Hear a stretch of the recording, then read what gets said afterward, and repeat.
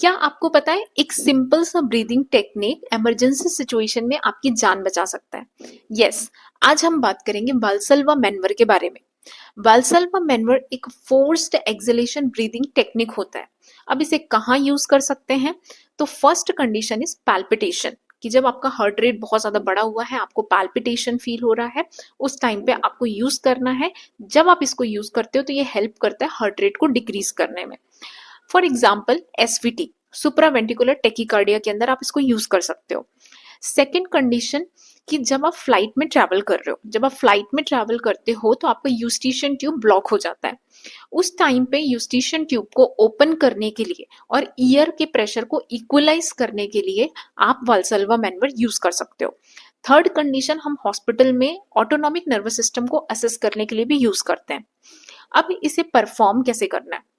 जैसे ही पैल्पिटेशन हुआ वैसे ही आपको क्या करना है, या तो उस पर्सन को लाइंग डाउन पोजीशन या तो सिटिंग पोजीशन पे बैठा देना है। अब आपने जब सिटिंग पोजीशन दे दिया, सिटिंग पोजीशन देने के बाद उस पेशेंट को इंस्ट्रक्शन दो कि आपको सबसे पहले क्या करना है, टेक अ डीप ब्रेथ। आपको डीप ब्रेथ लेना है और जैसे ही इंस्पिरेशन किया, डीप ब्रेथ लिया, वैसे ही माउथ को क्लोज करना है एंड नोज को पिंच करना है। नोज भी क्लोज एंड माउथ भी क्लोज। अब ये करने के बाद में आपको, जैसे हम बलून को फुला रहे हैं, बलून को ब्लो कर रहे हैं, वैसे ही आपको अंदर से प्रेशर क्रिएट करना है। लेकिन आपको यहाँ पे माउथ से या नोज से किसी भी टाइप का कोई एक्सलेशन नहीं करना है, एयर बाहर नहीं निकालना है, सिर्फ आप प्रेशर क्रिएट करो। तो जैसे ही आप प्रेशर को क्रिएट करते हो एटलीस्ट 10 to 30 सेकेंड्स, उसके बाद में 10 to 30 सेकेंड्स हो गए, उसके बाद में आप रिलीज कर दो, यानी आप एक्सेल कर लो। एक्सेल कर लो और उसके बाद में अगेन 1 मिनट का पॉज लेने के बाद आप इसको रिपीट करो।